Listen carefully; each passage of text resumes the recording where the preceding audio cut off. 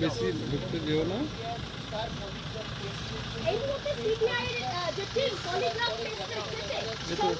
central ফোর্সের team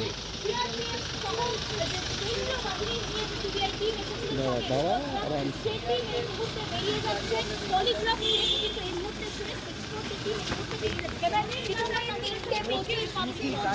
আমরা যেরকম দেখতে পাচ্ছি যে গাড়ি দুটি বেরিয়ে গেল হচ্ছে